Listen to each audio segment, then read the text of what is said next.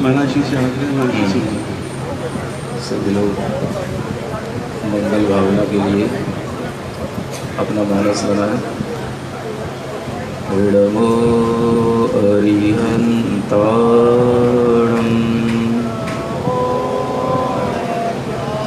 विडमो सिद्धाणं विडमो आयरियाणं विडमो वच्छायाणं विडमो लोये सवसाहूणं।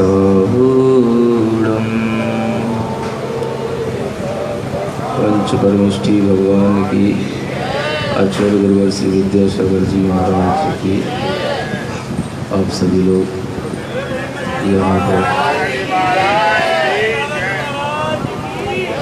अपने देह के अंदर छिपे हुए आत्मा और परमात्मा को समझने के लिए एक योग और ध्यान के अभ्यास से जुड़ने की प्रक्रिया सीखेंगे। सर्वप्रथम जब भी कोई काम हम करते हैं तो उससे पहले थोड़ा सा हम अपना मानस बनाते हैं, जिसे आपकी भाषा में कहें थोड़ा सा मूड बनाते हैं। जब हमारा किसी काम करने का मूड बन जाता है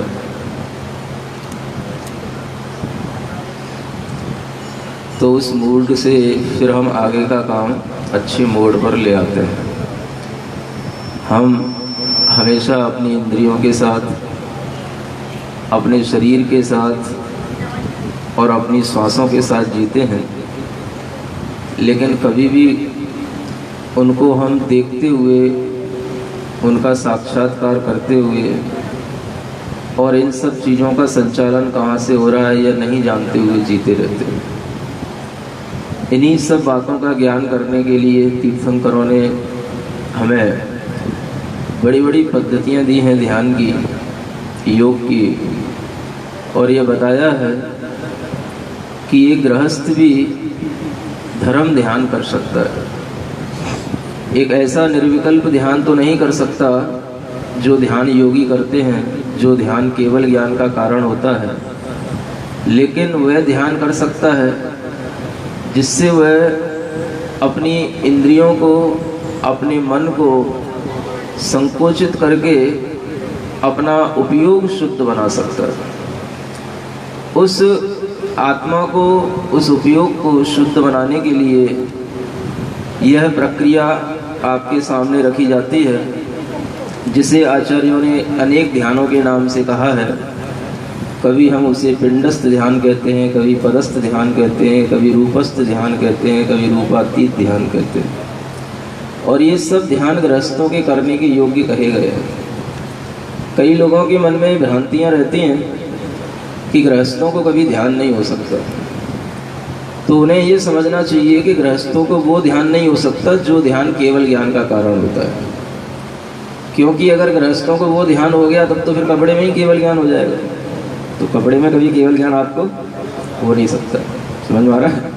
तो आप ध्यान करने तो बैठे हैं और ध्यान सीखना भी, लेकिन ये सोच के मत बैठना कि हमें इसमें केवल ज्ञान हो जाएगा या केवल ज्ञान की हमें किरण मिल जाएगी। ये ध्यान आपके मन का समाधान करने के लिए है, मन को शांति और स्थिरता के साथ में अपनी आत्मा से जोड़ने के लिए। इस ध्यान के माध्यम से आप अपनी आत्मा और शरीर के बीच का जो भेद विज्ञान है उसको समझ सकते हैं, और इस ध्यान के माध्यम से आप अपनी चेतना के बहुत निकट पहुंच सकते हैं। इसलिए आचार्यों ने इसको धर्म ध्यान कहा है।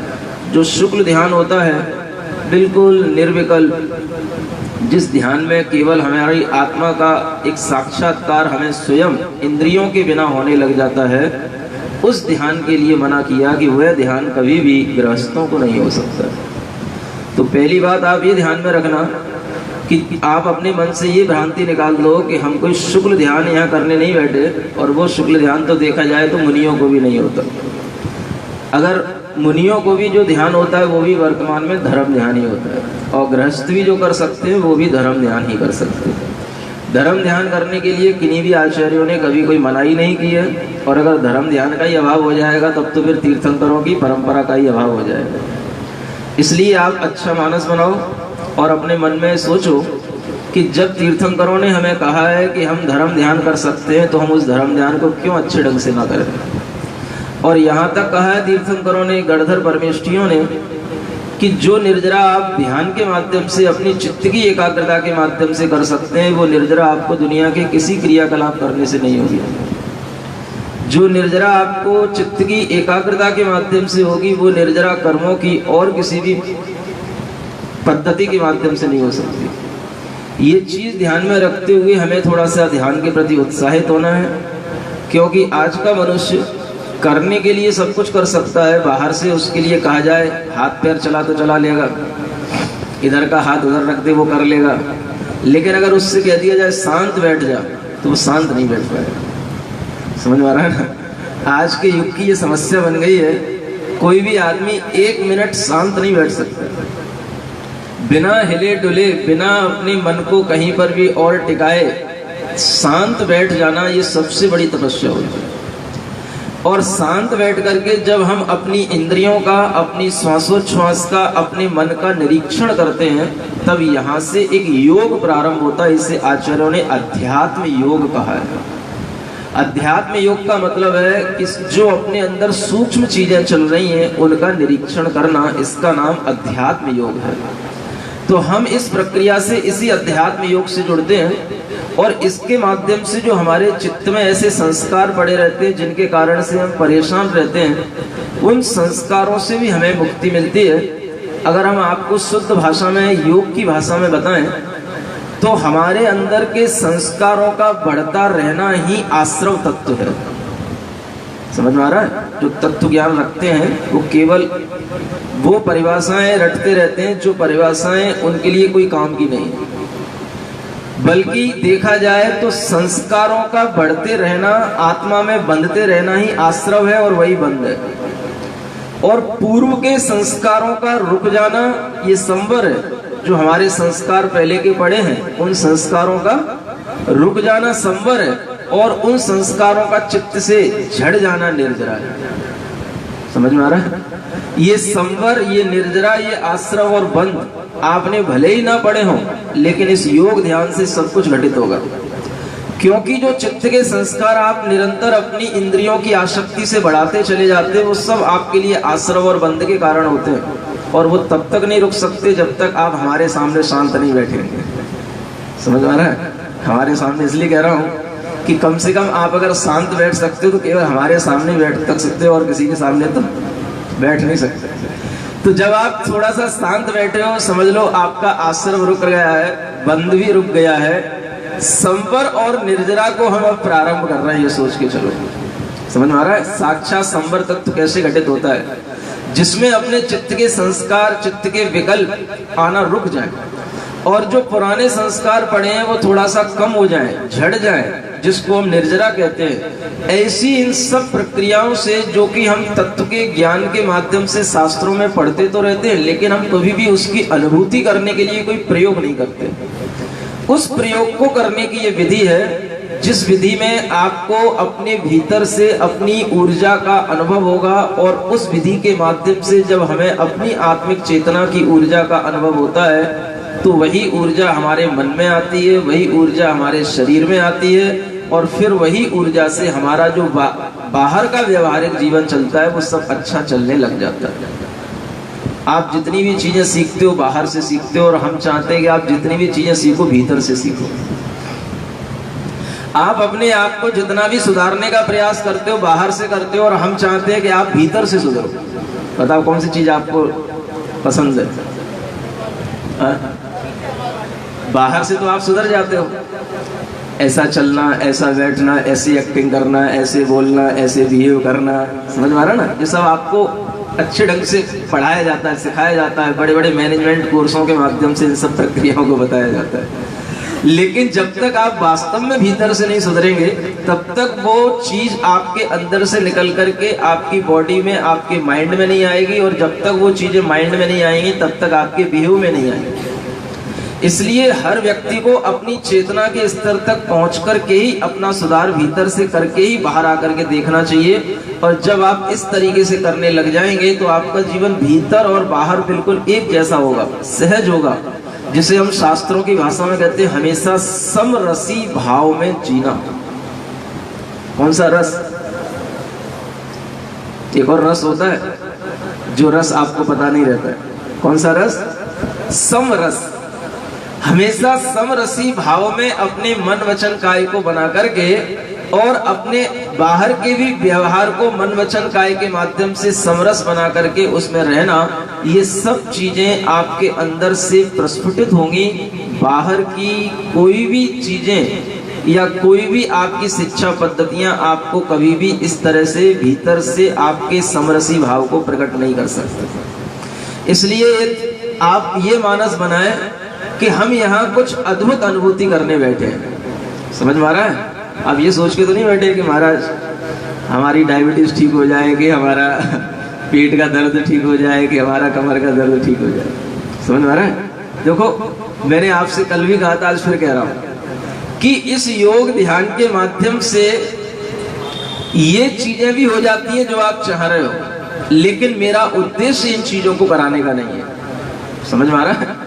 ये मैं भी बड़ा आश्चर्य में रहता हूँ कि जब लोग मुझसे आकर के कहते हैं कि महाराज मेरा 20 साल पुराना माइग्रेन दूर हो गया, मैं 20 साल से अपनी कमर से परेशान था, मेरी कमर ठीक हो गई, मैं कभी भी जो है झुक करके भगवान को नमस्तु नहीं कर पाता था, अब मैं झुक करके भगवान को नमस्तु कर रहा हूँ, मैं कभी भी 10 मिनट जमीन पे बैठ नहीं पाता था पालती मार करके, अब मैं 2-2 घंटे बैठ लेता हूँ।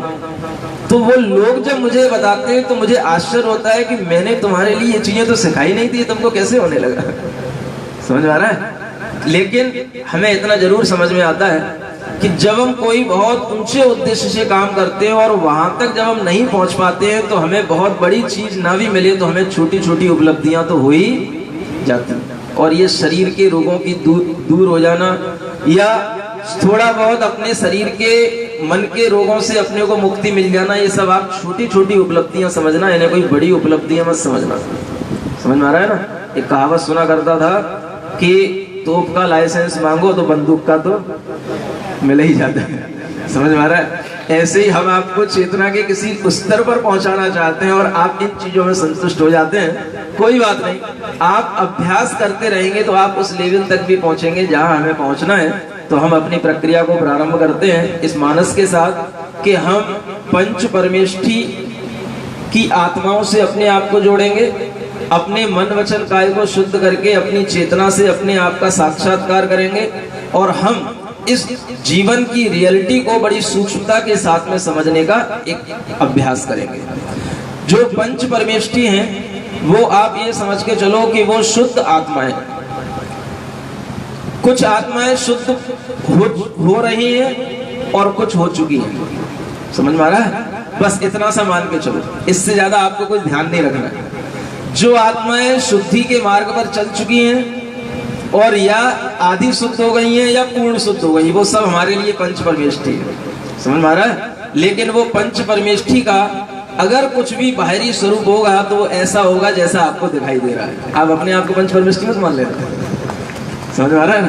कि आप कहो कि हम भी शुद्ध हो रहे हैं तो हम भी पंच परमेष्ठी में आ गए, ऐसा मत समझ लेना। तो आप लोग ये भाव से कि देखो आचार्य, उपाध्याय और साधु, ये 3 परमेष्ठी तो शुद्धता के मार्ग पर चल चुके हैं, है ना? और बहुत कुछ ये समझ लो 3/4 शुद्ध हो चुके हैं, 1/4 बचे। समझ में आ रहा है ना?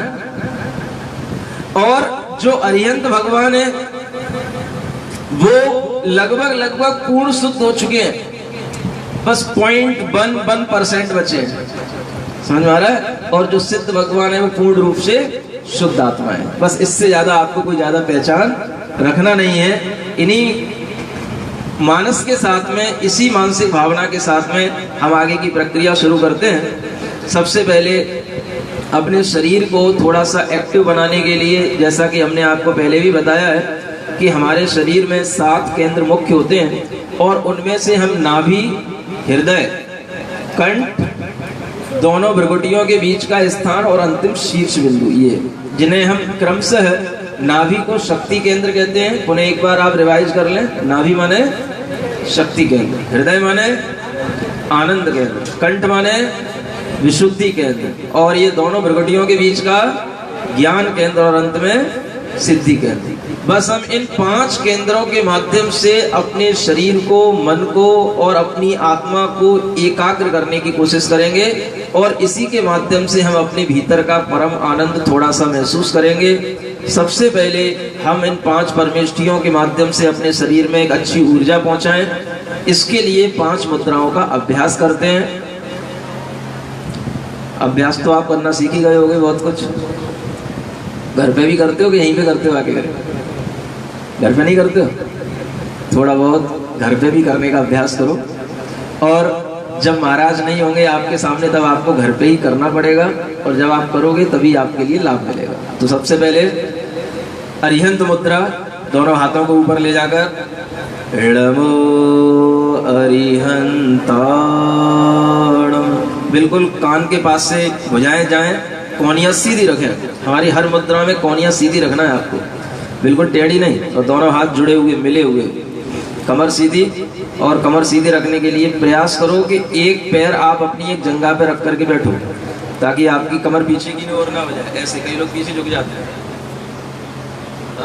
हाँ, कमर सीधी रहनी चाहिए, और आंख बंद करके अपनी श्वास पर ध्यान देते हुए, हल्की सी श्वास पर ध्यान देते हुए, बस मन ही मन ओम अरहम नमः, ओम अरहम नमः, ओम अरहम नमः, ओम अरहम नमः, ओम अरहम नमः, ओम अरहम नमः, ओम अरहम नमः।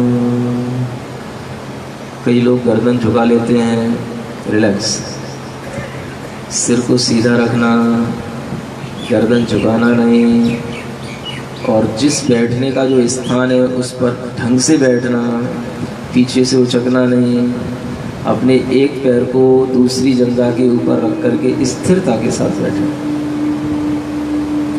प्रार्थना मुद्रा में आए। दूसरी मुद्रा सिद्ध मुद्रा है। अपने दोनों हाथों को बाहर निकाल कर हल्का सा अंजलि नुमा बनाकर, और इन सिद्ध आत्माओं का अपने हथेलियों पर ध्यान रखते हुए आंख बंद करके महसूस करेंगे कि सिद्ध भगवंतों की शुद्ध ऊर्जा हमारी हथेलियों में प्रवेश कर रही है। और वही भीतर ही भीतर एक अपना मंत्र पढ़ेंगे, ओम अरहम नमः, ओम अरहम नमः। हाथ सीधे रखेंगे, कोनियाँ सीधी। ओम अरहम नमः, ओम अरहम नमः, ओम अरहम नमः, ओम अरहम नमः, ओम अरहम नमः, ओम अरहम नमः। प्रार्थना मुद्रा।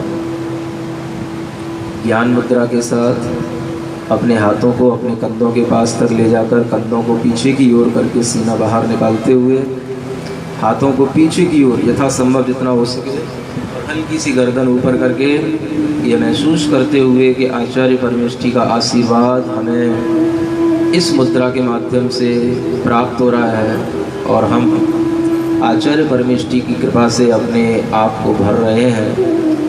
ओम अरहम नमः, ओम अरहम नमः। हल्की सी गर्दन ऊपर। ओम अरहम नमः। कंठ से ओम अरहम नमः का स्वर आप मुख बंद करके भी केवल मन ही मन में कंठ से आप गूंज निकालें।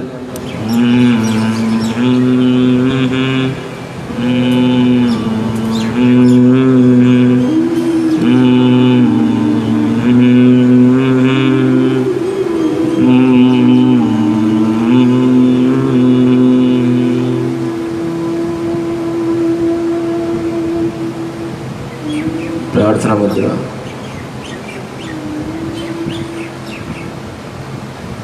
चौथी मुद्रा उपाध्याय मुद्रा, दोनों हाथों को बाहर की ओर इस स्थिति में रखते हुए कि अपनी कलाइयों के बीच में 90 डिग्री का एंगल बने, पांचों उंगलियां मिली हुई, अंगूठों के बीच में थोड़ा सा अंतर, अंगूठे उंगलियों से मिले हुए, दोनों अंगूठे अलग अलग, अंगूठे उंगलियों से मिले हुए 90 डिग्री का एंगल बनाए। कई लोग ऐसे कर लेते हैं, किसी के ऊपर हाथ नहीं रखना है, यूँ करना है, दीवार से जैसे हम पुश कर रहे हैं दीवार पर। तो और अपनी आँखों को, दृष्टि को अंगूठों पर रखें, भीतरी भीतर ओम अरहम नमः, ओम अरहम नमः, ओम अरहम नमः, ओम अरहम नमः, ओम अरहम नमः, ओम अरहम नमः, ओम अरहम नमः, ओम अरहम नमः। अपने हाथों को इस पोजीशन में लाएं, पंजों को बाहर निकालते हुए, भीतर लेते हुए, बाहर निकालते हुए, भीतर करते हुए अपनी भुजा को स्थिर रखेंगे, लेकिन हथेलियों को, पंजे को घुमाएंगे।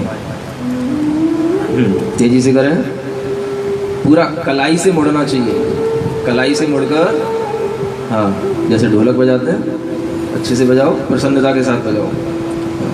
ऐसा लग रहा हो कि जितने भी लोग यहाँ बैठे हैं पंछी की तरह आकाश में उड़ना चाहते हैं, है ना। और तेजी से करो, इससे बहुत शुद्ध ऊर्जा आपके हृदय तक पहुँचती है। हृदय में जो ब्लॉकेज होते हैं वो भी खुलते हैं, है ना। बाईपास सर्जरी की ज़रूरत नहीं पड़ेगी, स्टेंट बदलना नहीं पड़ेगा आपको। फिर तबले की तरह शुद्ध ऊर्जा को अपने पास तक ग्रहण करना।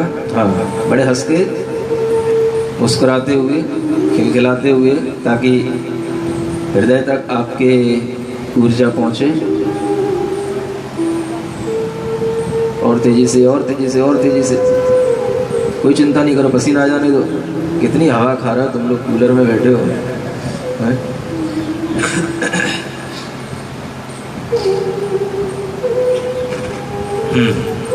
रिलैक्स। पांचवी मुद्रा साधु मुद्रा है। दोनों हाथों को जोड़ करके जमीन से लगाएंगे और अपने सिर को भी जमीन से टच करेंगे, धीरे धीरे श्वास छोड़ते हुए।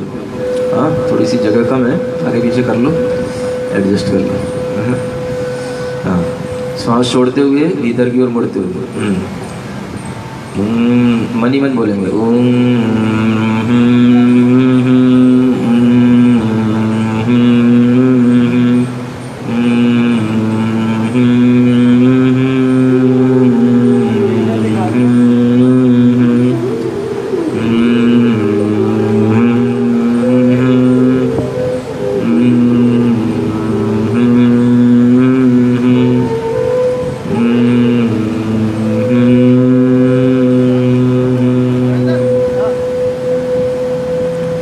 रिलैक्स।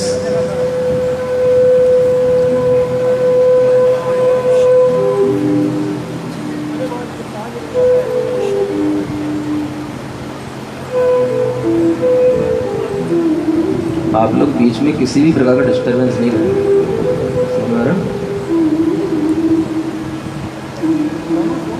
ये 5 मुद्राओं के माध्यम से हमने अपने 5 केंद्रों को एक्टिवेट किया है। देखा जाए, अरिहंत मुद्रा के माध्यम से हमारा नाभि केंद्र, सिद्ध मुद्रा के माध्यम से हृदय केंद्र, आचार्य मुद्रा के माध्यम से हमारा विशुद्धि केंद्र, और उपाध्याय मुद्रा के माध्यम से हमारा ज्ञान केंद्र, और साधु मुद्रा के माध्यम से हमारा सिद्धि केंद्र एक्टिवेट होता है ना। एक चीज़ आप लोगों ने कभी सुनी होगी, लोग कहते हैं कुंडली का जागरण कैसे होता है, क्या कहते हैं? हाँ, अगर आपने कभी सुना हो, जो लोग थोड़ा सा योग से जुड़ जाते हैं तो उन्हें सबसे पहले पड़ती है हमारी कुंडली जागृत हो जाए। ये कुंडली वगैरह क्या होती है? ये वस्तुतः हमारे जो केंद्र होते हैं, इन केंद्रों पर सोई हुई ऊर्जा पड़ी रहती है। हमारे इन केंद्रों पर हमारी शक्ति सोई हुई पड़ी रहती है। उस सोई हुई शक्ति को जागृत करने का नाम ही कुंडली का जागरण होता है। समझ आ रहा है? उस सोई हुई शक्ति को उद्घाटित करना, उसको जागृत करना। और जब वो जागृत होती है तो हमारे अंदर कुछ हमें विकसित होता हुआ दिखाई देता है। एक बहुत बड़ी भ्रांति हम आपकी आज दूर कर दें कि जैन आचार्यों ने कभी भी कुंडली जागरण के बारे में कुछ नहीं बताया, लेकिन उन्होंने एक बहुत अच्छी चीज बताई कि जब हमारे केंद्र विकसित होते हैं तो हमें इन केंद्रों पर एक हल्के से कमल खिलते हुए दिखते हैं। क्या समझ में आ रहा है?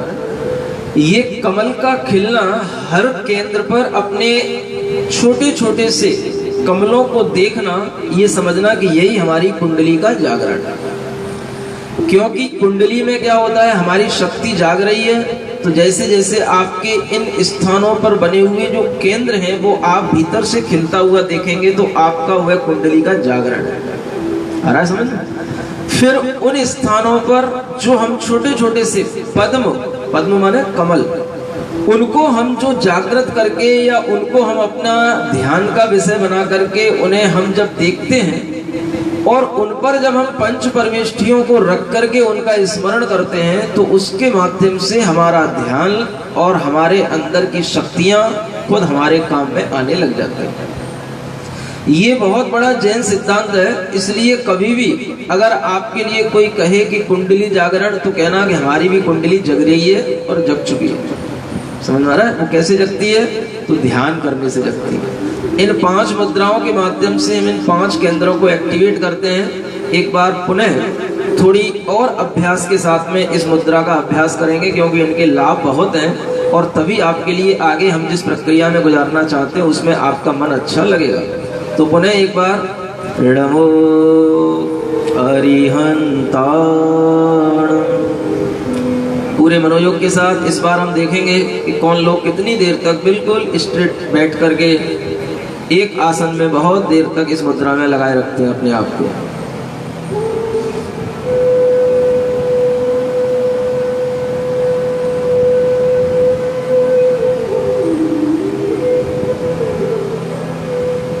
हाथ को जोड़े रखें।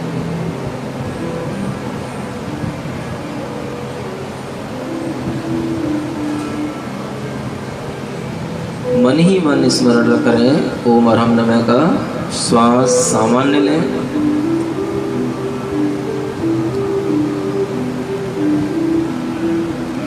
आंख बंद करके अपनी रीढ़ पर होने वाले खिंचाव को महसूस करें।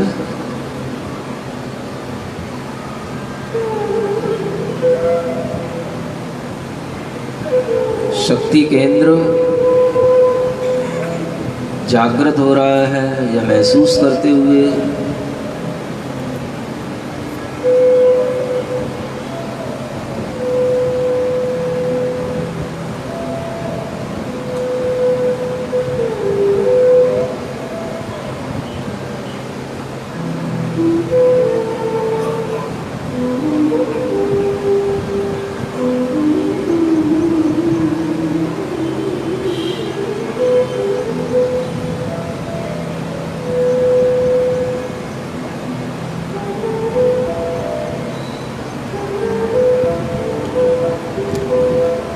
गर्दन सीधी,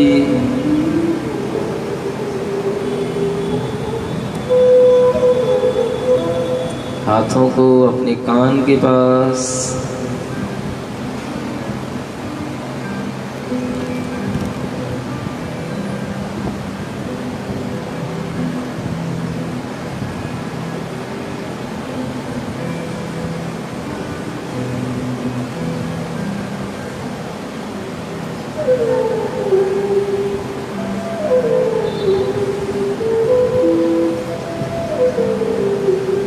मोटे लोगों के लिए, डायबिटीज़ वालों के लिए बहुत फ़ायदे की चीज़ है।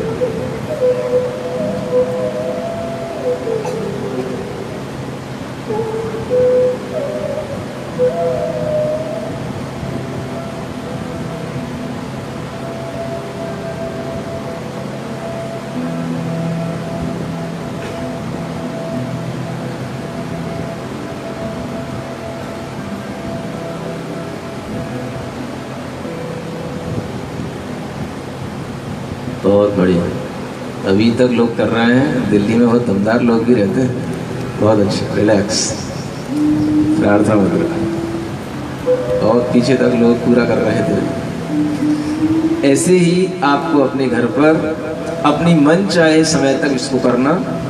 इससे आपके अंदर एक बहुत अद्भुत ऊर्जा आपके भीतर आपको महसूस होगी। पुनः नमो सिद्धाणम।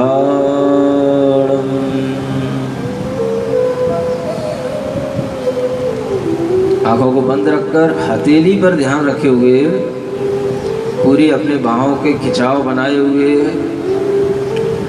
कोहनियाँ बिल्कुल सीधी रखे हुए ओम अरहम नमः का स्मरण।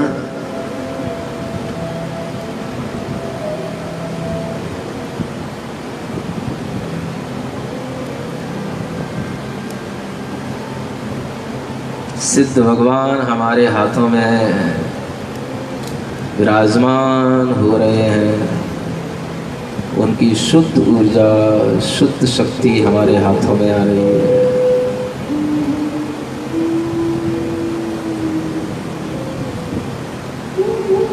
ओम अरहम नमः का मन ही मन स्मरण।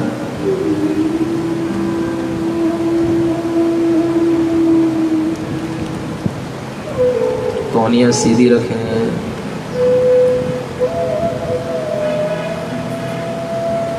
रिलैक्स, प्रार्थना मुद्रा में आए। नमो आयरियाणम। हल्की सी गर्दन ऊपर, कंठ पर अपना ध्यान रखते हुए ओम अरहम नमः का स्मरण।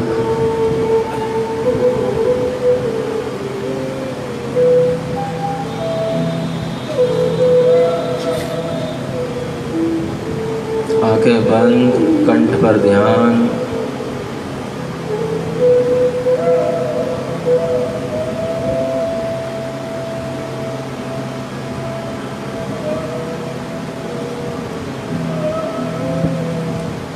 अपने विचारों की शुद्धि के लिए,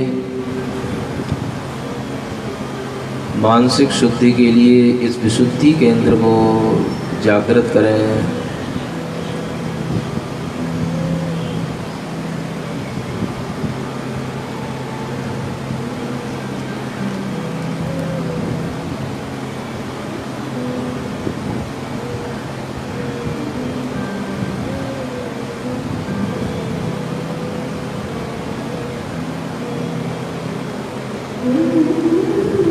रिलैक्स, प्रार्थना मुद्रा, चौथी मुद्रा।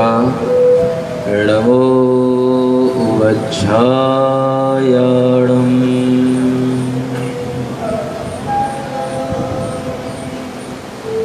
हल्की सी अपनी दृष्टि खोलते हुए अपने अंगूठों पर केंद्रित करें।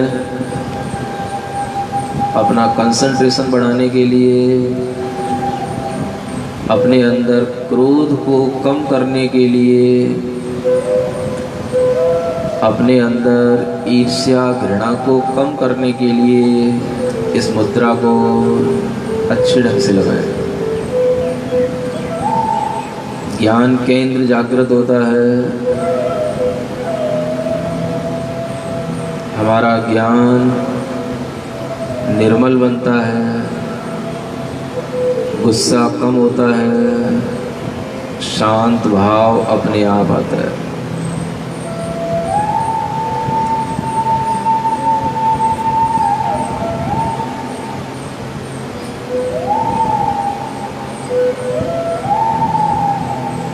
पुनः ढोलक नुमा अपने हाथों को, पंजों को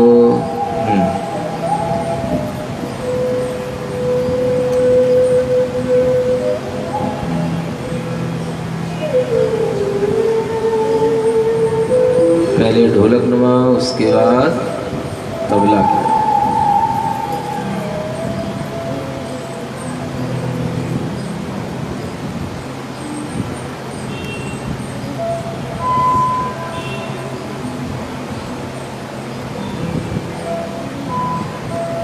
दर्द हो जाए चिंता नहीं करना, ये समझना इस दर्द से हमको मजबूती मिल रही है। जितना इसमें दर्द होगा उतना आप भीतर से मजबूत होंगे, आपकी मसल्स अच्छा काम करेंगे।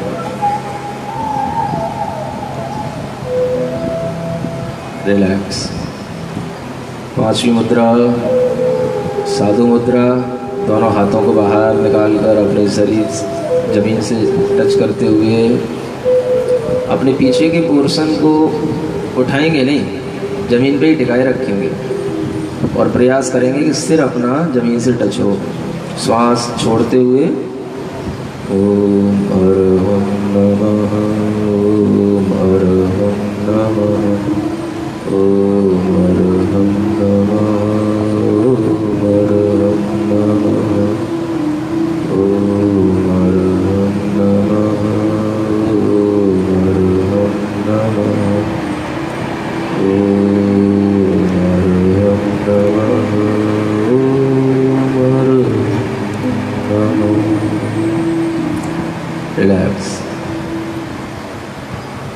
सीधे बैठ जाए।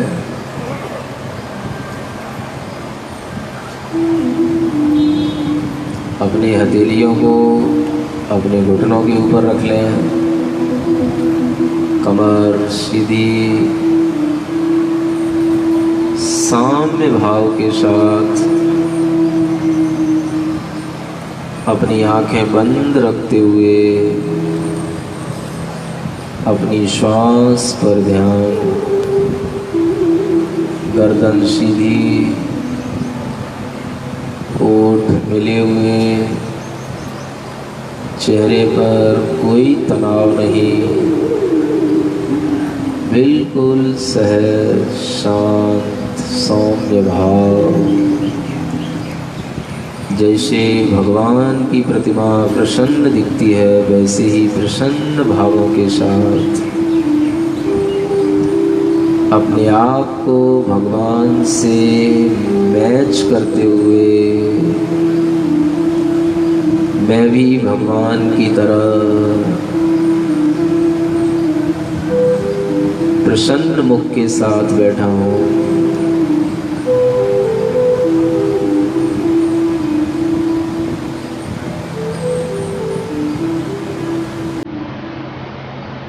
अपने एक हाथ की उंगली से दूसरे हाथ पर आंख बंद करके अरहम लिखेंगे।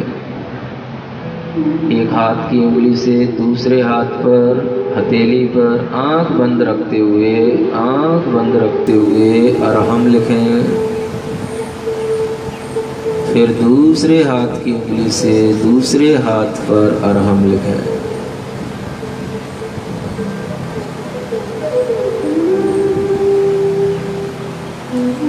हथेलियों का हमारे हृदय से बहुत बड़ा संबंध होता है। सबसे ज़्यादा ऊर्जा हमारी हथेलियों में रहती है और हथेली से ही वह ऊर्जा हमारे हृदय तक पहुंचती है। इसलिए आपने देखा होगा जब भी कोई मुनि महाराज, कोई भी साधु आपके लिए आशीर्वाद देते हैं तो हाथ की हथेली से देते हैं, हथेली को आपकी ओर करके देते हैं।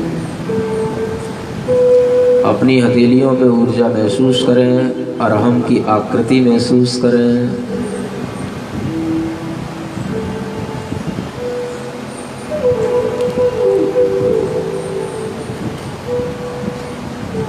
श्वास पर ध्यान।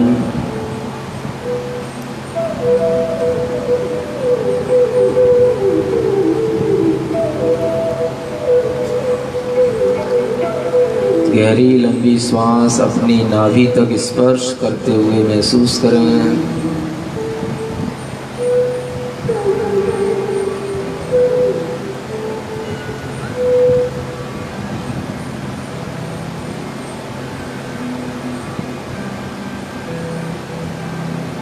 जहाँ श्वास नाभि के पास तक हमें पहुँचती हुई महसूस होती है वहीं पर अपना मन पूरा रखें। देखें भीतर से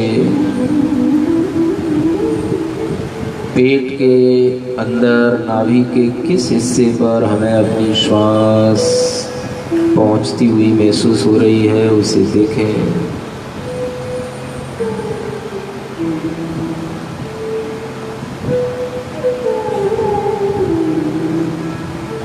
वहीं नाभि के अंदर बहुत छोटा सा एक कमल है जो सोया हुआ पड़ा है, जिसकी पंखुड़ियां बंद हैं। बहुत छोटा सा कमल होता है जिसको हमने कभी देखा नहीं, महसूस नहीं किया। अपनी श्वास से उस नाभि कमल तक स्पंदन पहुंचाएंगे।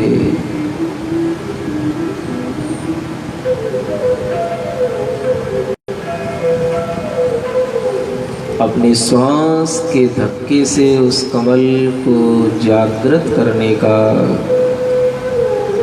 हल्का सा अभ्यास करेंगे।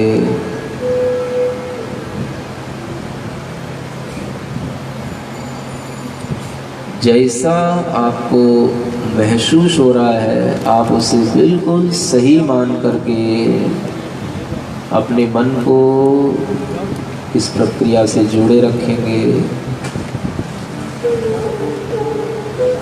यह नहीं सोचें कि हमको ऐसा नहीं हो रहा, आपको जैसा हो रहा है वैसा ही सही हो रहा है, और वही धीरे धीरे और सही होता चला जाएगा।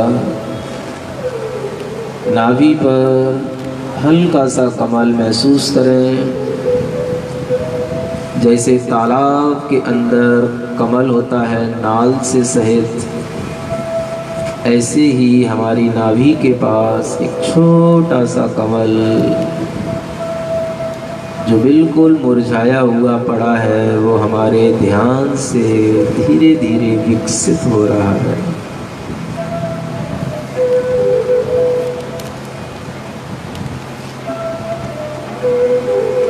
उस पर ध्यान दें।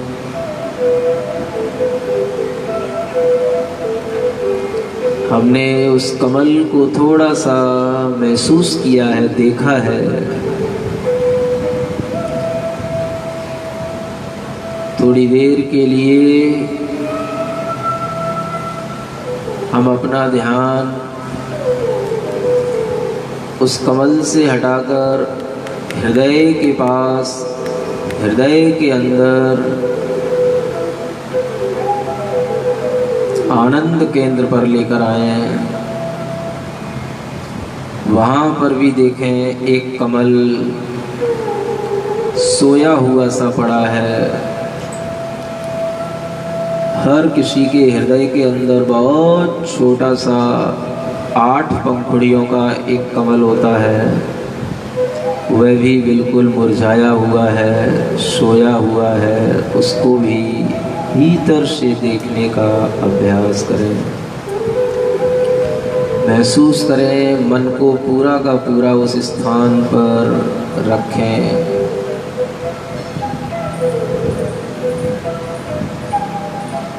श्वास से धक्का देकर उस हृदय कमल को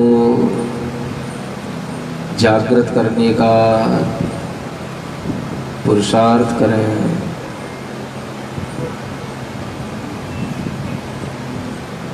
आंखें बंद रखें। स्थिरता जितनी आपकी बनी रहेगी, आंखें बंद रहेंगी, उतना ही आपको भीतर से कुछ अद्भुत महसूस होगा।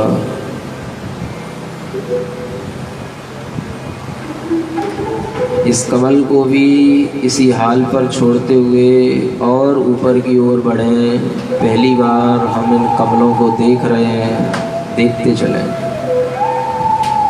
कंठ स्थान पर अपनी श्वास ले जाते हुए उस कंठ स्थान पर भी एक कमल को देखें।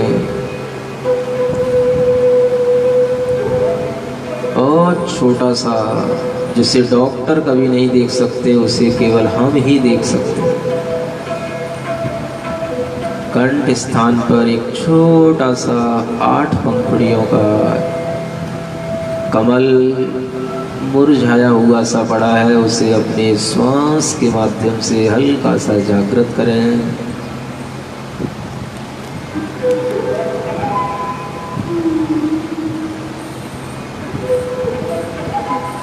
अपनी श्वास और ऊपर ले जाएं, ज्ञान केंद्र पर, दोनों भ्रुकुटियों के बीच। वहाँ पर भी एक कमल खिल रहा है, लेकिन खिला नहीं है।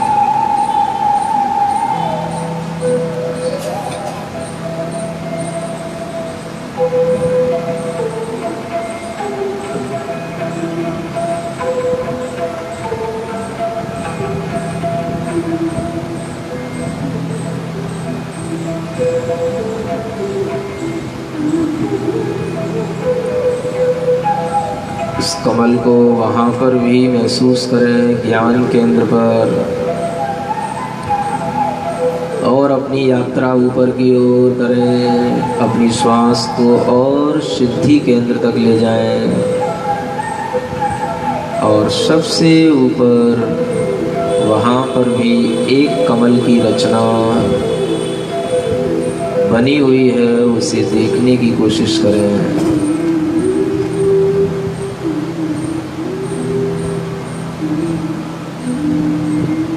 श्वास को मन के माध्यम से वहाँ तक पहुँचाने की कोशिश करें।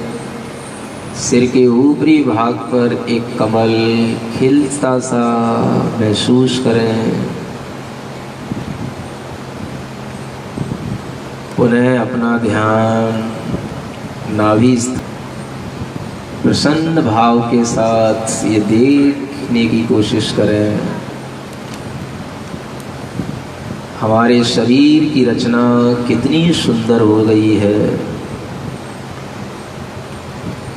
एक कमल नाभि पर है, पहले की अपेक्षा से और खिल गया है। दूसरा कमल हृदय स्थान में है, जो भी पहले की अपेक्षा से और विकसित हुआ है।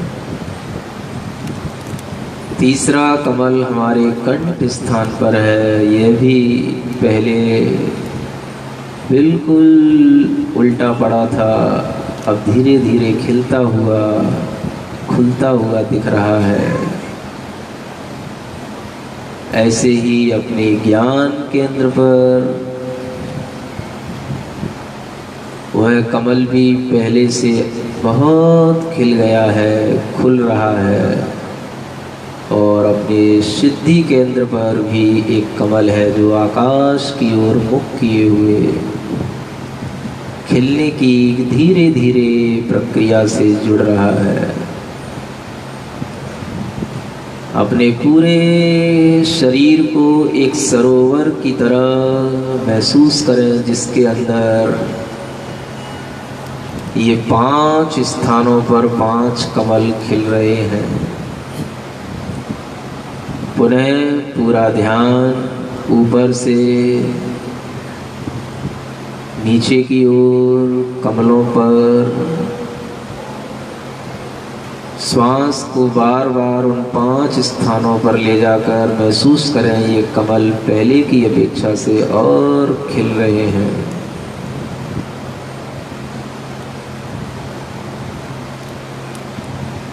पांच बार एक एक केंद्र पर अपनी श्वास और श्वास को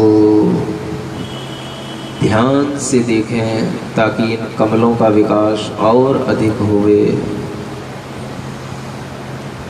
श्वास को नाभि केंद्र तक ले जाना, धीरे धीरे छोड़ना, इसको एक श्वासोच्छ्वास गिनना। ऐसे 5 श्वासोच्छ्वास से उस कमल को और भीतर से खिलाने की कोशिश करें।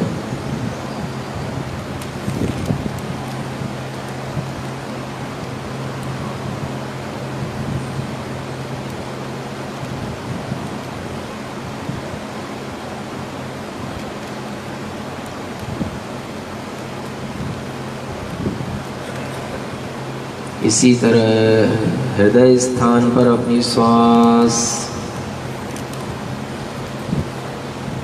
वहीं तक लाकर अपनी श्वास को वापस लौटाएं। आंखें बंद रखकर पूरे मनोयोग से, ईमानदारी से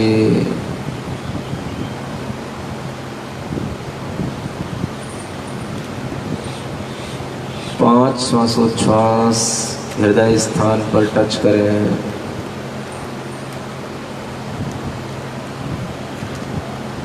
ठीक इसी तरह अपने कंठ स्थान पर अपना ध्यान लाकर श्वास को कंठ के भीतरी भाग में स्पर्श होते हुए उस कमल से टच होते हुए देखें, ताकि वह कमल और खिल सके।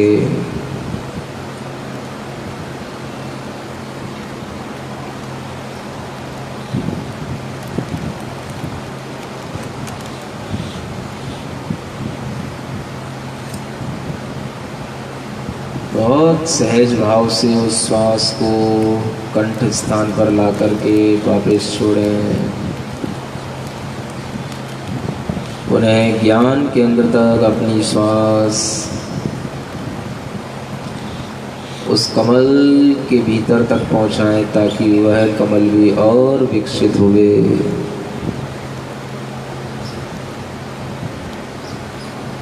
ज्ञान शक्ति का विकास हो। 5 बार श्वास को उस ज्ञान केंद्र तक ले जाकर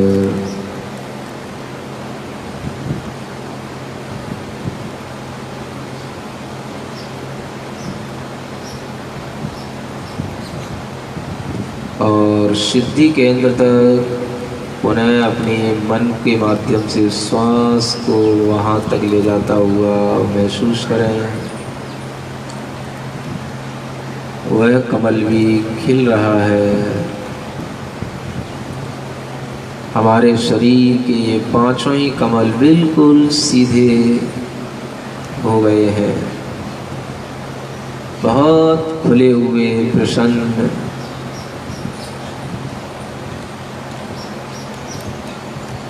बिल्कुल अपनी कल्पना में प्रकट होते हुए दिखाई दे रहे हैं।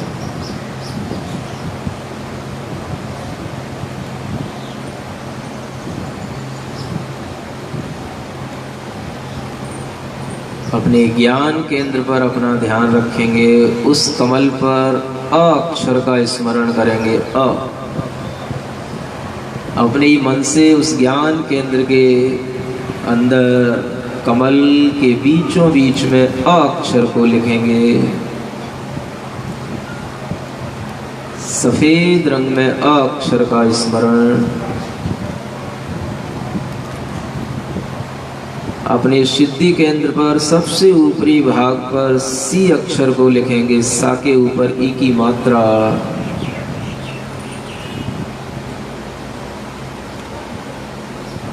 लाल रंग में उस सी अक्षर का स्मरण करेंगे।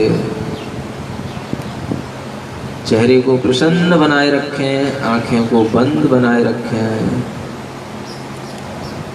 कंठ स्थान पर आकर अपने उस कमल के बीचों बीच में देखें, वहाँ पर आ, बड़ा आ लिखा हुआ है। ये अक्षरों की शक्ति शाश्वत होती है, अक्षय होती है। पुनः अपने हृदय स्थान पर आकर देखें, बिल्कुल हृदय के अंदर जो कमल है उसके बीचों बीच में ऊ लिखा हुआ है। कंठ स्थान पर पुनः अपना ध्यान ले जाएं, वहाँ पर आ लिखा हुआ है, पीले रंग में लिखा हुआ है, बिल्कुल हल्दी का पीला रंग। हृदय स्थान पर ऊ नीले रंग में लिखा हुआ है, बिल्कुल मोर के कंठ के समान नीले रंग का वह ऊ अक्षर। और अपने नाभि शक्ति केंद्र पर जो कमल खिल रहा है उस पर सा लिखा हुआ है, बिल्कुल ग्रीन ग्रीन हरा हरा रंग का वह सा अक्षर लिखा हुआ है। आपका शरीर अभी बहुत पवित्र है, एक सरोवर की तरह खिल रहा है जिसमें 5-5 कमल हैं। 5 महान महान परमेष्ठियों की शक्तियां आपके शरीर पर आकर के बैठ रही हैं, पूरे मनोयोग के साथ, एकाग्रता के साथ, पूरे ध्यान के साथ इन 5 स्थानों को निरीक्षण करते रहें।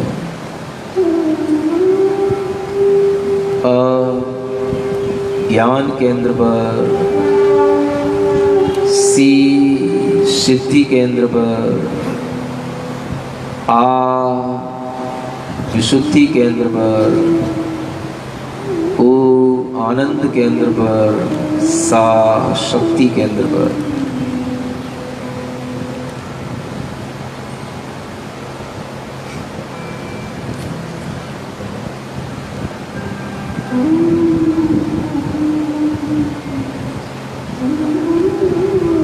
इन्हीं 5 स्थानों पर ध्यान रखते हुए ओम ह्रीं अरहं अस्सी आओ सा नमः। ओम ह्रीं अरहं अस्सी आओ सा नमः। जब हम अ सी आ उ सा बोले, मन तुरंत उन्हीं केंद्रों पर पहुंच करके उसी रंग से उन्हीं अक्षरों को देखता हुआ अपनी गति बनाए रखे और नमः बोलते हुए नाभि के नीचे से हमारी सारी वह नमः की शक्ति नकारात्मक शक्ति के रूप में हमें विसर्जित होती हुई महसूस हो। ओम ह्रीं अरहं अस्सी आओ सा नमः। ओम ह्रीं अरहं अस्सी आओ सा नमः। ओम ह्रीं अरहं अस्सी आओ सा नमः। ओम ह्रीं अरहं अस्सी आओ सा नमः। और कोई ताली वगैरह न बजाएं, केवल ध्यान उन 5 स्थानों पर रखें। बहुत ध्यान के साथ अपने मन को केवल इन्हीं 5 कमलों पर और 5 अक्षरों पर घुमाएं। ओम ह्रीं अरहं अस्सी आओ सा नमः। ओम ह्रीं अरहं अस्सी आओ सा नमः। ओम ह्रीं अरहं अस्सी आओ सा नमः। ओम ह्रीं अरहं अस्सी आओ सा नमः। महसूस करें जैसे जैसे आप इस मंत्र को बोलते जा रहे हैं, वह अक्षर उन्हीं रंगों के साथ और अधिक प्रकाश के साथ हमारे भीतर महसूस हो रहे हैं।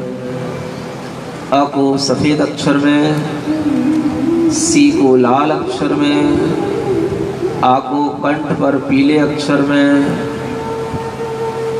ऊ को हृदय पर नीले अक्षर में और सा को नाभि पर हरे अक्षर में।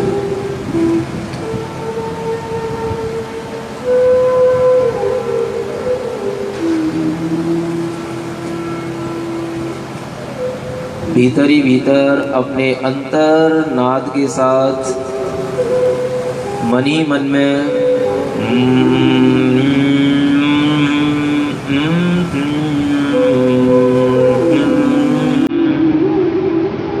मन ही मन अपने मन को इन्हीं 5 केंद्रों पर बार बार घुमाते हुए कमर सीधी बनाए रखें, थोड़ी स्थिरता बनाए रखें। ध्यान का आनंद तभी आएगा।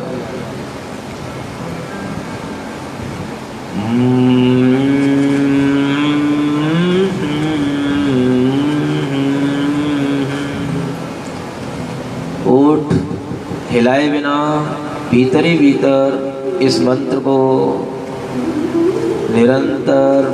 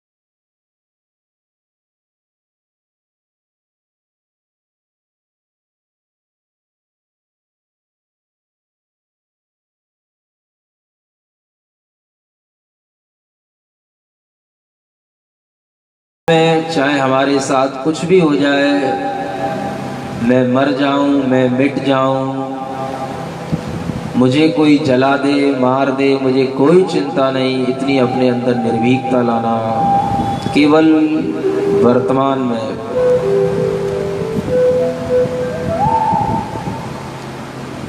प्रेजेंट मोमेंट में अपने आप को बिल्कुल रख दो।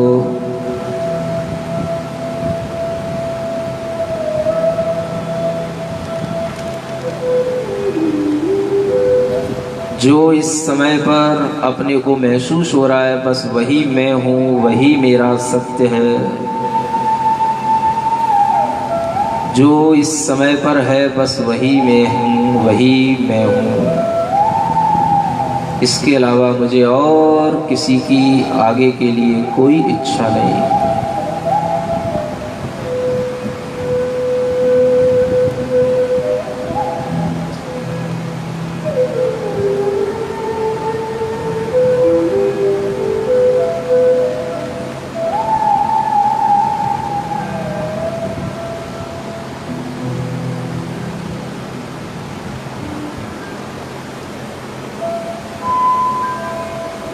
पूरी चेतना को वर्तमान में अनुभव करो।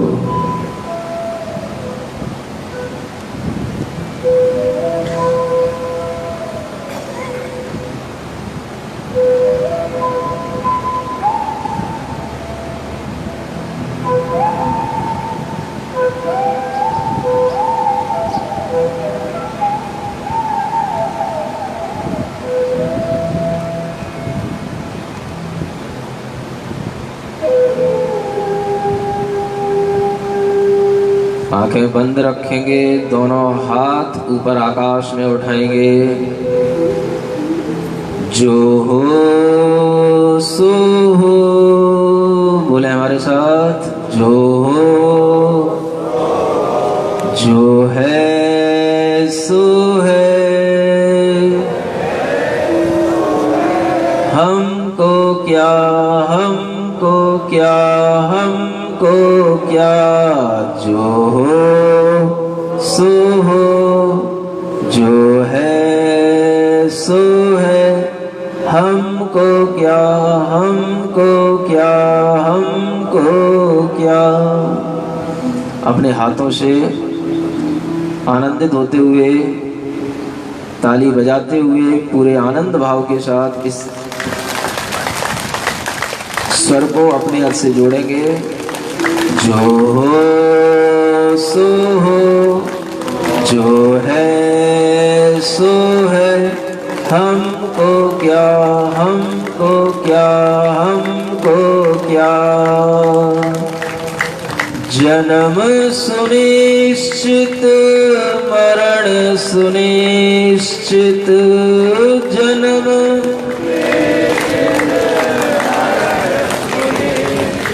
पूरी चेतना के साथ पढ़ें, बोलें आंखें बंद रखते हुए।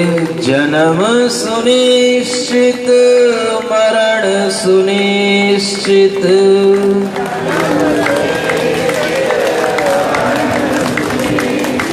कर्मों का फल मिलना निश्चित। कर्मों का फल फिर संयोग वियोगों के क्षण। फिर संयोग वियोगों के क्षण। घबराने से क्या। जो हो सो हो, जो है सो है। हमको क्या, हमको क्या, हमको क्या। जो हो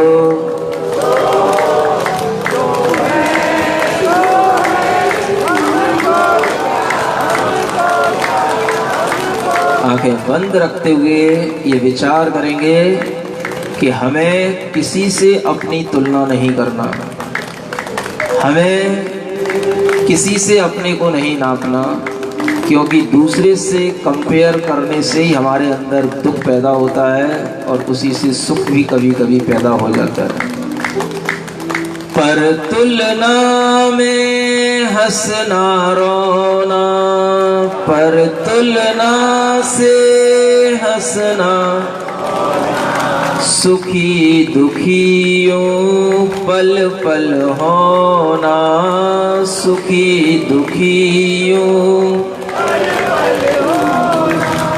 चेतन को इन क्षणिकाओं में, चेतन को इन क्षणिकाओं में आखिर मिलता क्या, जो हो सो हो, जो है सो है, हमको क्या, हमको क्या, हमको क्या, जो हो।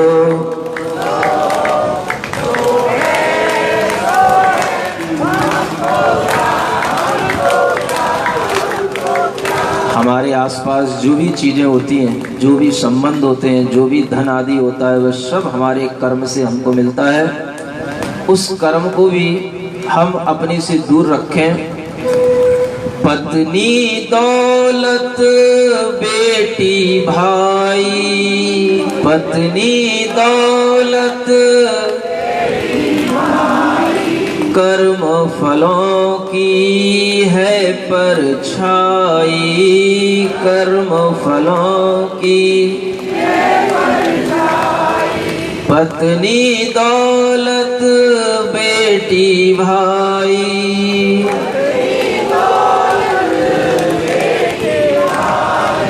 कर्म फलों की है परछाई।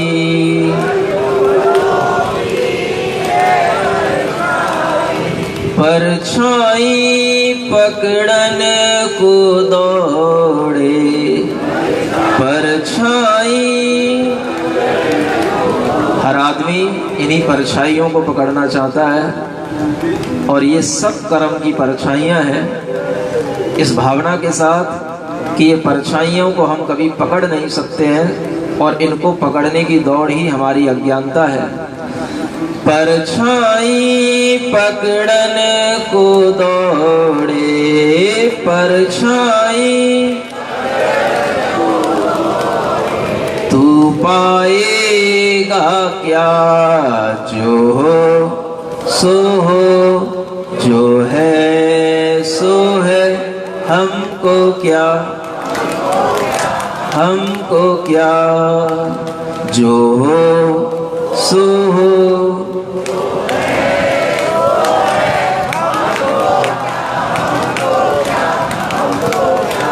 भाव मुक्त कर कर्म फलों से, भाव मुक्त कर। जब ज्ञान चेतना जागृत हो जाती है तो वह चेतना कभी कर्म के फलों को भी चाहने की इच्छा नहीं करती है, उससे भी अपना भाव वह मुक्त करती है और वही आपको करना है। भाव मुक्त कर कर्म फलों से, भाव लख साक्षी बन ज्ञान बलों से, लख साक्षी बन।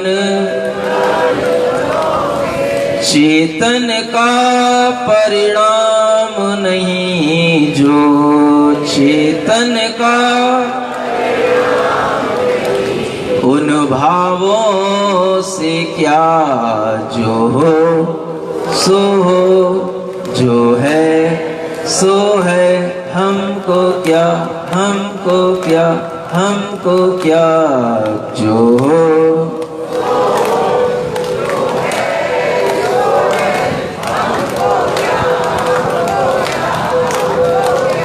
बिल्कुल शांत होकर के 1 मिनट के लिए बिल्कुल निश्चिंत होंगे कि हमें जिंदगी में किसी चीज की कोई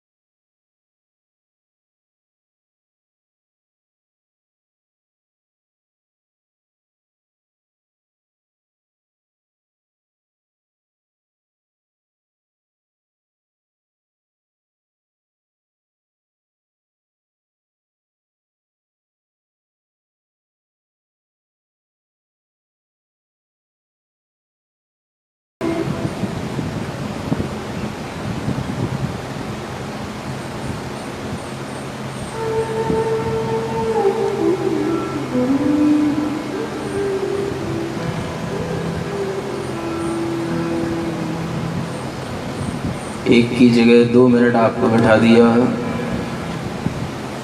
दोनों हथेलियों को आप घिसें, आंखों पर रखें। ओम अरहम परम शांति।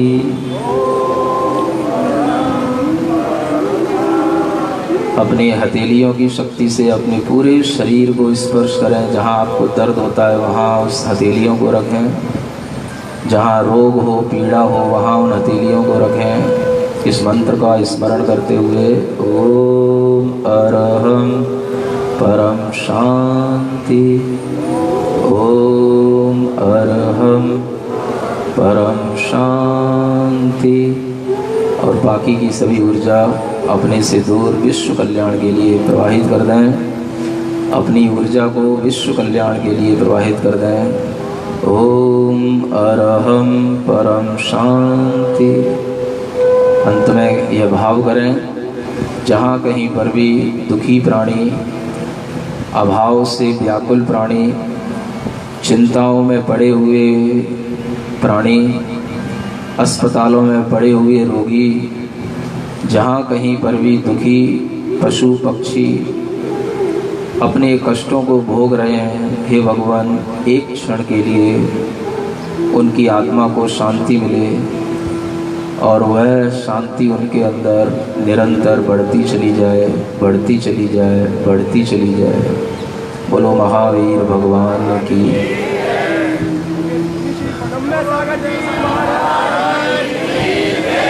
अब इतनी देर तक शांति से बैठे रहे, लगभग 1.25 घंटे से ज़्यादा हो चुका है, और आप इतना बैठ सकते हो ये हमको खुद आश्चर्य हो रहा है। आप अपनी प्रसन्नता अपने हाथ से खुद व्यक्त कर लो और खुद अपने आप को उत्साह से भर लो कि महाराज हम भी कुछ करने लायक हैं। वास्तव में चेतना की शक्ति अनंत होती है। हम उस चेतना की शक्ति को अपने मन के भय के कारण से दबाए रखते हैं और अपने आप को डराए रखते हैं। हर व्यक्ति के अंदर कुछ अच्छा करने का भी भाव आता है, और हर व्यक्ति के अंदर जब वो अच्छा करने का भाव करता है तो उस समय पर उसके मन में एक डर समा जाता है कि मैं इसको कर पाऊंगा या नहीं कर पाऊंगा। मन हमारा हमेशा इस द्वैत में उलझा रहता है, जिसे हम ड्युअलिटी कहते हैं। इसी भाव में हमेशा पड़ा रहता है कि मैं ये कर पाऊंगा कि नहीं कर पाऊंगा। इस मन को भी शक्ति से भरना और इस मन को एक विश्वास दिलाना कि हाँ तू ये काम कर लेगा।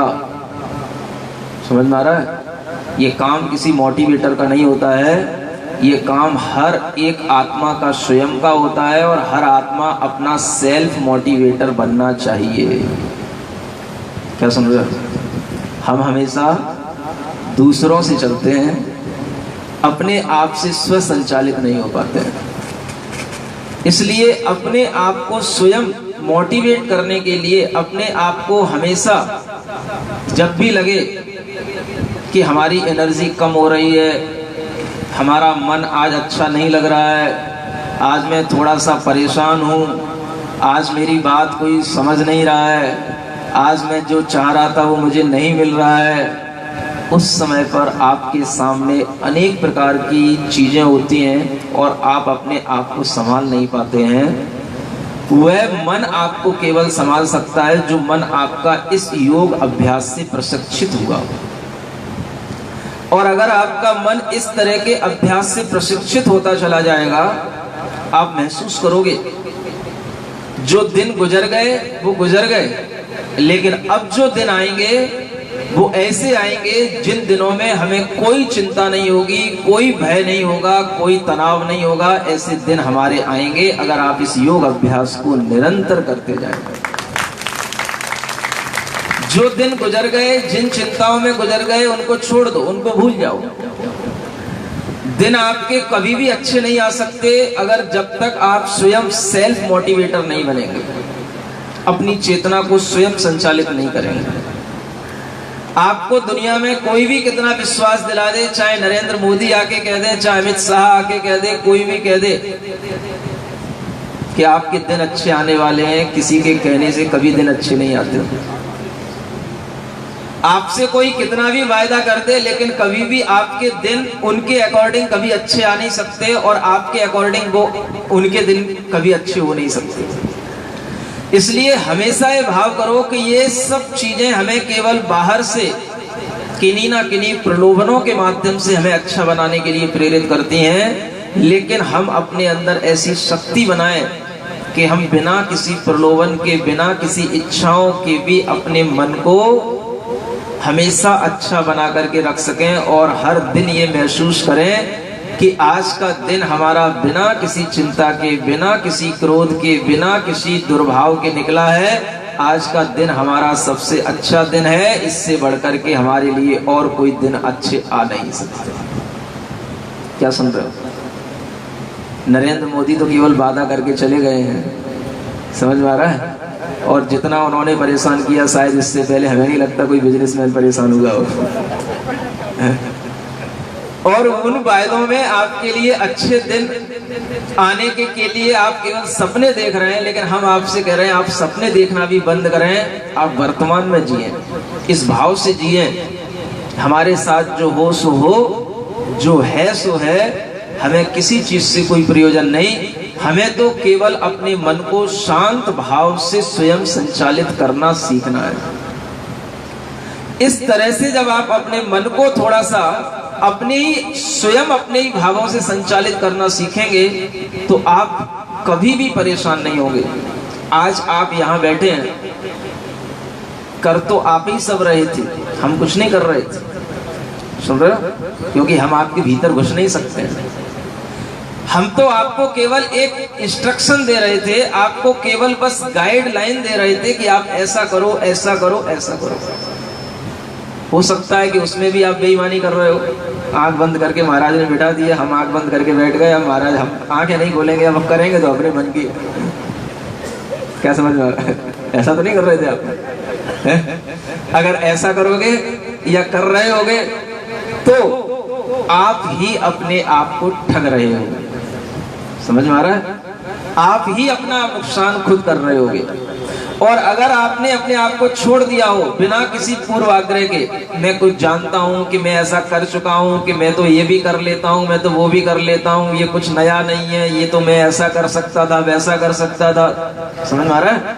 कई लोगों के अंदर ये जो ज्ञान चलता है, इस ज्ञान के कारण से भी वो प्रेजेंट मोमेंट में का जी नहीं पाते, और उसी के माध्यम से जो उनके सामने जो क्षण आते हैं, उन क्षणों का वो लाभ नहीं ले पाते। समझ में आ रहा है? तो जब भी आप इस प्रक्रिया से जुड़ना, अपने पूर्वाग्रहों को छोड़ के जुड़ना, ये सोच करके कि हम कुछ नहीं जानते हैं। समझ में आ रहा है? जब आप ये सोच करके बैठेंगे तो आप कुछ पाएंगे, और अगर आप ये सोच करके बैठेंगे कि हम ये सब बहुत पहले कर चुके हैं, हम इससे पहले भी हमने ये किया है, वो किया है, यहाँ गए वहां गए, समझ में आ रहा है? तो आप अपने इस वर्तमान के आनंद का जो लाभ है वो उठा नहीं पाएंगे। तो आपके लिए इस वर्तमान में जीने की सबसे बड़ी जिम्मेदारी है कि हम अपने आप को अतीत की चिंताओं से और अनागत की कल्पनाओं के भय से मुक्त करके अपने आप को वर्तमान में स्थिर करें। जितना हम अपने आप को वर्तमान में स्थिर करेंगे, उतना ही हम अपने स्व समय में होंगे। इसे आचार्यों ने स्व समय कहा है। अपने समय में जियो। स्व समय का मतलब अपना समय, अपनी आत्मा के साथ जो बीतेगा समय, वो अपना समय होगा, बाकी का सब पर समय है। आ रहा है समझ में आपको? आप अभी कहाँ थे? स्व समय में पहुंचे थे। स्व आत्मा के निकट आपको भीतर से जब हम कह रहे थे कि थोड़ा सा महसूस करो कि आपका शरीर आपसे अलग है, आपको विश्वास हो रहा था कि नहीं हो रहा था? नहीं हो रहा था? होता नहीं है। वो मोह जो है हमें बहुत जल्दी किसी भी चीज को एक्सेप्ट करने नहीं देता है। वह मोह हमारे लिए हमको वही याद दिलाता है जो हमने पहले से अपने ज्ञान में रख रखा है। इसलिए इस मोह को भी कम करने की यही एक प्रक्रिया है कि हम इस प्रक्रिया को बार बार करें, बार बार दोहराएं। और मैं समझता हूं अगर आप इस चीज को बार बार करेंगे, आपको समय सार पढ़ने की जरूरत नहीं पड़ेगी, आप समय सार मय बन जाएंगे। क्योंकि समय सार में जो लिखा है उससे हम प्रैक्टिकली करने के लिए कुछ तत्पर हो रहे हैं। समय सार में जो लिखा है वो सिर्फ यही लिखा हुआ है कि हम अपने स्व समय को पर समय के भावों से मुक्त करके अपनी अनुभूति में लाएं, और उस अनुभूति तक पहुंचने का अगर कुछ अच्छा तरीका हो सकता है तो इससे अच्छा कोई तरीका नहीं हो सकता। जब आप अपने आप को सब प्रकार की शक्तियां, चाहे वो अक्षरों की शक्तियां हो, मंत्रों की शक्तियां हो, अपने चित्त की शक्तियां हो, उन सब शक्तियों से इकट्ठा करके अपने आप को जोड़ करके अपनी चैतन्य शक्ति के पास, चित्त शक्ति के पास पहुंचते हैं, तभी आपके लिए ये लाभ मिल सकता है कि आप थोड़ी देर के लिए अपने आप में महसूस कर सकें कि मैं क्या हूं। आदमी के लिए सबसे बड़ी अबूझ पहेली यही है कि मैं क्या हूं। समझ में आ रहा है? जब मैं इस बात को बोलता हूं पिछले शिविर में, तो एक बार किसी ने प्रश्न किया कि महाराज, जब आप कहते हो कि मैं अपनी चेतना को अपने में महसूस करूं, तो क्या मैं अलग हूं, मेरी चेतना अलग है? क्या समझ रहे हैं? ये प्रश्न आपके अंदर भी आता होगा। तो आपको ये बताना चाहता हूं कि मैं और मेरी चेतना अलग अलग नहीं है, लेकिन हमने अपनी चेतना को भुला रखा है, इसलिए मैं अपने आप को कुछ अलग समझता हूं और चेतना मेरी हमसे अलग पड़ जाती है। क्या समझ में आ रहा है? जो हमने भुला करके बीच में एक गैप बना रखा है, उस गैप को भरने के लिए हमें बार बार कहना पड़ता है कि मैं, मेरी चेतना मैं ही हूं। समझ में आ रहा है? और मुझे अपने आप में इस बात को बार बार रिमाइंड कराना पड़ता है, बार बार अपने आप में ये रिमाइंड कराना पड़ेगा कि मैं मेरी ही चेतना मैं हूं, चेतना ही मैं हूं, मैं ही चेतना हूं। समझ में आ रहा है? क्योंकि हम अपने आप को चेतना से अलग समझते हैं, हम अपने आप को चेतना से दूर बनाए रखे हैं, इसलिए चेतना के पास लाने के लिए जो मैं आता है उसे चेतना से जोड़ना पड़ता है। समझ में आ रहा है? जिस समय आप बिल्कुल निश्चिंत होकर के इस भाव में बैठे हो कि आपको लगे ही नहीं कि मैं कुछ और हूं और चेतना कुछ और है, और आप फुल्ली कंसंट्रेशन आपका केवल अपनी चेतना पर चल रहा हो, तब आपको जो अनुभूति होगी वो मैं और चेतना की एकत्व की अनुभूति होगी। उस अनुभव तक पहुंचने का प्रयास, वहां तक पहुंचने का लक्ष्य इस योग अभ्यास के माध्यम से आपको बताने का है। और जब आप इस तरीके से करेंगे, ये जो पहले हमने आपको शुरुआत में बातें बताई, कुंडली जागरण करना, ये करना, वो करना, लोग इन चक्करों में न जाने कितना अपने आप को विक्षिप्त बना चुके हैं। समझ में आ रहा है? दुनिया में बहुत से योग ध्यानों के माध्यम से हमने लोगों को बहुत डिस्टर्ब होता हुआ देखा है, मेंटली डिस्टर्ब। समझ में आ रहा है? और उसका कारण यही है कि लोग जो है अपने लिए एक ऐसा हठ योग करते हैं, हठाग्रह के साथ करते हैं कि उसके कारण से उन्हें अपने शरीर के अंदर एक गर्मी महसूस होती है। उस शरीर की गर्मी को वो ये समझते हैं ये हमारी कुंडली जागरण हो रही है। समझ में आ रहा है? लोग अनेक अनेक भ्रमों में जीते हैं। आचार्य कहते हैं इसलिए अपने आप को कभी ऐसे हठयोग में मत लगाओ कि हमें कुंडली जागरण करना है, कि हमें ये करना है। आपके लिए आज बहुत अच्छी प्रक्रिया हमने बताई, अपने केंद्रों के कमलों को खिलाना है। समझ में आ रहा है? कुंडली जागरण नहीं करना, अपने केंद्रों के पद्म को खिलाना है। समझ में आ रहा है? नाभि केंद्र पर जो शक्ति पद्म है उसको खिलाओ। हाँ? उसको खिलाने में आपका मन खिलेगा,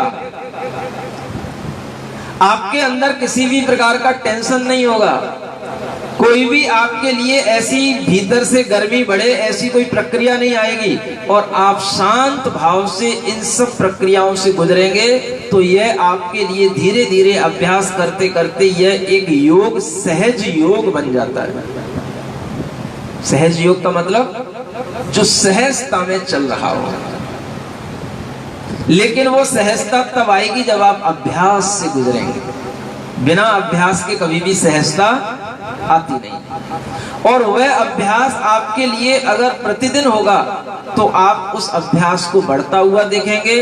अपने शरीर के अंदर, अपने मन के अंदर ऐसे ऐसे परिवर्तन आपको महसूस होंगे कि कोई आपसे गुस्सा कर रहा है, आप चाहोगे कि यार मैं कल तो गुस्सा कर रहा था, आज मेरे अंदर गुस्सा क्यों नहीं आ रहा, इसका गुस्सा सुन के। ये फीलिंग आपके अंदर आनी चाहिए अगर आपने अभ्यास किया है। आप देखोगे कोई आदमी आपसे गाली दे रहा है और आप चाहोगे कि हम भी उसको गाली दे दें, लेकिन आपका आज मन नहीं करेगा कि हम उसको गाली दे दें, क्योंकि आप एक शुद्ध ऊर्जा से भरे बैठे हो। आपको केवल पुरानी स्मृति आ रही है कि कल तो मैं इसके ऊपर झपट्टा मार रहा था, इसको हाथ मार रहा था और इसकी गाली सुन ही नहीं सकता था, आज मेरे को क्या हो गया, मैं आज शांत बैठा हूं। यही है वह पॉजिटिव एनर्जी, जिस एनर्जी के माध्यम से आप कुछ भी बुरा करने के लिए फिर तैयार नहीं हो पाते हो। समझ में आ रहा है? जब मन में ऐसी ऊर्जा भर जाती है तो फिर आप गलती कभी कर ही नहीं सकोगे। आपको केवल पिछली गलतियों की याद आएगी कि पहले तो मैं इतनी सी बात पे कितना उखड़ जाता था, कितनी गुस्सा कर लेता था, और आज हमें कुछ भी नहीं हो रहा है। इसका मतलब है कि हमारे मन में वह पॉजिटिव एनर्जी समा रही है, भीतर की आत्मा का जो क्षमा भाव है वो हमारे मन में आ रहा है। आ रहा है कुछ समझ में आपको? हाँ? आप सोच रहे होंगे महाराज, कई लोगों के प्रश्न है, आपकी तरफ से मैं ही उस प्रश्न का समाधान कर देता हूँ। कई लोग कह रहे हैं महाराज ये दिल्ली के मेट्रो सिटी में रहने वाले लोग हैं, ये एक एक घंटे कैसे बैठ सकते हैं?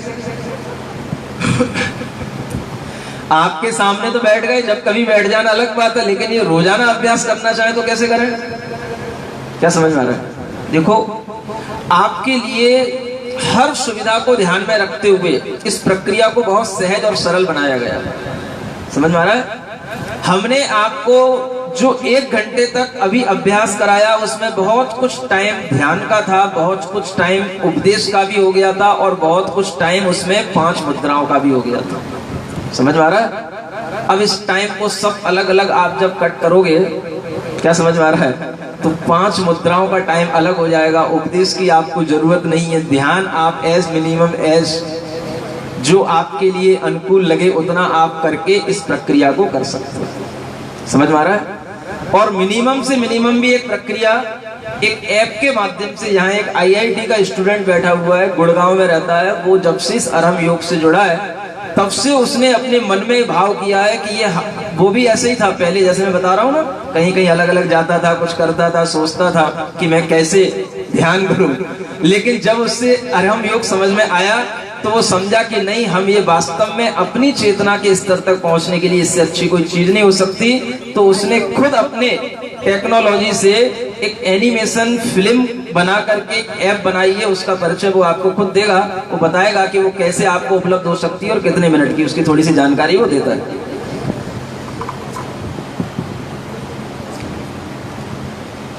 तो महाराज जी ने बताया कि बहुत सारी जगह पे मैंने जाने की कोशिश की। एक्चुअली आप लोगों ने कुछ लोग आइडिया होगा टेड क्या होता है। तो टेड वीडियो से था कि कंसंट्रेशन हमें कभी सिखाया नहीं जाता लाइफ में, सीखना पड़ता है। उस तरह से मैं योग की तरफ पहुंचा। पहले शैशव धर्म के लोगों से पूछा और वहाँ के कुछ ऑनलाइन कोर्सेज करना शुरू किया था। बट फिर अचानक से लगा जैन धर्म में भी ये होना चाहिए। इवेंचुअली महावीर भगवान ने भी यही किया था। हम लोग तो ध्यान वाले लोग हैं। इंसिडेंटली फेसबुक पे महाराज श्री का एक पोस्टर था जो रेवाड़ी के टाइम पे आया था। उसको देख के मुझे लगा कि नहीं, यहाँ जाएंगे तो है ही, चाहे कुछ भी हो जाए। और जब एक बार वहाँ पहुँचे तो उसके बाद से भी वापस आने का मन नहीं करता, क्योंकि जब महाराज जी ने योग और ध्यान दिया है, हम का जो चेतना का जो नोशन है वो नोशन और किसी धर्म में ध्यान में नहीं मिलता है। तो अभी जो महाराज श्री का पूरा 1 घंटे का ध्यान था वो भी हम फेसबुक पे पेज है हमारा एक अरहम योगा करके, ARHAM योगा, उस पर आपको लाइव टेलीकास्ट भी हो रहा है अभी ये वीडियो, और आपको उस पर पुराने शिविर की वीडियो भी लाइव मिल जाएंगे। 12 मिनट की एक ऐप है जो अरहम योगा के नाम से मिल जाएगी, ARHAM स्पेस योगा करके आप सर्च करेंगे। एंड्रॉयड और आईफोन दोनों पे मिल जाएगी, जिसको आप सुबह दोपहर शाम अपनी सुविधा के हिसाब से कर सकते हैं। 5 मुद्राओं का उसमें एनिमेशन है, और उसके बाद छोटा सा ये ध्यान के बारे में और भावनाओं के बारे में है। स्टार्टिंग में एक थोड़ा सा मंगल इंट्रोडक्शन भी है। हम इस ऐप पे काम कर रहे हैं, धीरे धीरे इसमें और तरह की चीज़ें आएंगी। बट डेली दिनचर्या के नाम से 12-15 मिनट का उसमें अच्छी तरह से दिया हुआ है वीडियो।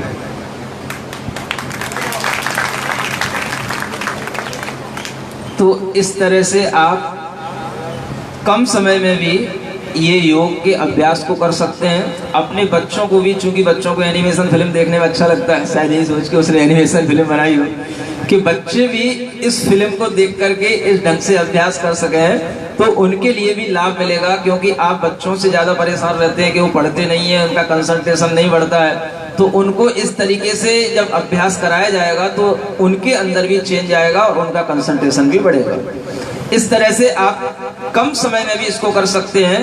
केवल 5 मुद्राओं के अभ्यास से आप अपनी शारीरिक रोगों से अपने आप की मुक्ति बना सकते हैं। और जब आप ध्यान से जुड़ें तो आप अपने चित्त को, मन को अपनी ऊर्जा से भर करके उसको निरोग बना सकते हैं। ये पूरी की पूरी प्रक्रिया, जितना ध्यान आपको करना है, जितने समय का करना है, उस समय आप अपने हिसाब से खुद एडजस्ट कर सकते हैं और सब तरीके के ध्यान आपको धीरे धीरे उपलब्ध होते रहेंगे। इसके अलावा अगर किसी को कुछ और प्रश्न आता हो तो पूछ सकते हैं। नमस्ते गुरुवर, अभी आपने जैसे बताया कि हम ध्यान मुद्रा और योग मुद्रा को 2 पार्ट में 5 मुद्राएं जो कि हमारे शारीरिक उसके लिए हैं, और बाकी जो हमने योग ध्यान किया, क्या हम योग ध्यान की क्रिया को अपने उसमें सामायिक पार्ट में ले सकते हैं? हाँ, बहुत अच्छे से ले सकते हैं। हम तो कहते हैं कि आप जो अभी तक सामायिक वगैरह करने का अभ्यास नहीं कर पाते थे, आप इसी तरीके से सामायिक करें। ये सामायिक की प्रक्रिया है, क्योंकि ध्यान तो उससे और बढ़कर के एक प्रक्रिया हो जाती है। लेकिन अगर आप सामायिक की प्रक्रिया में भी पंच परमेष्ठी को इसी रूप से नमस्कार करके और अपने अच्छी मनोभावना के साथ में अपना जो हमने ध्यान का प्रोसेस बताया है, मान लो जैसे आज हम असिया उषा का मंत्र बताया, इस मंत्र को भी आप बिना गिने हुए, जितना आपके पास समय 10 मिनट के लिए आप इसका ध्यान करके और अपने लिए बैठेंगे तो वो भी आपके लिए सामायिक की प्रक्रिया से जुड़ जाएगा। और जितना लंबा कर लेंगे तो वो आपकी पूर्ण सामायिक हो जाएगी। आप आधा घंटा करना चाहे आधा घंटा करो, पौन घंटा करना चाहे पौन घंटा करो। नमस्ते।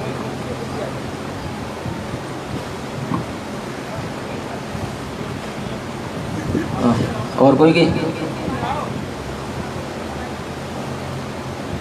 क्या ये बच्चे कुछ पूछने आ रही है? हाँ, इसको माइक दो, बच्चों को पूछने दो। नमोस्तु महाराष्ट्री। महाराष्ट्री अरहम का मतलब क्या होता है? अच्छा, अरहम का मतलब होता है शास्त्रों के अनुसार सिद्ध आत्माएं या अरहंत आत्माएं, है ना। अरहंत और सिद्ध आत्माओं को अरहम के साथ में कहा जाता है। मतलब अरहम एक अक्षर है मंत्र के रूप में, और इस मंत्र के अंदर शुद्ध सिद्ध आत्माओं की शक्तियां निहित हैं। तो ये अरहम का मतलब है, ठीक है ना।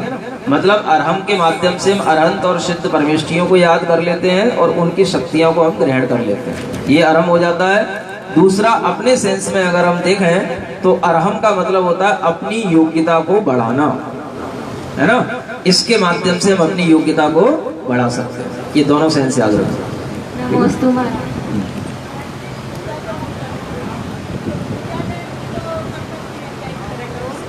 क्या ये जैसे आपने बताया जो अभ्यास का पूजा करते हैं, जो हम पूजा करते हो तो पूजा कर लो। पूजा के पहले फिर बाद ये योग करना है या पूजा के बाद में करना है, क्योंकि पूजा के साथ इस चीज को नहीं जोड़ा जा सकता है ना।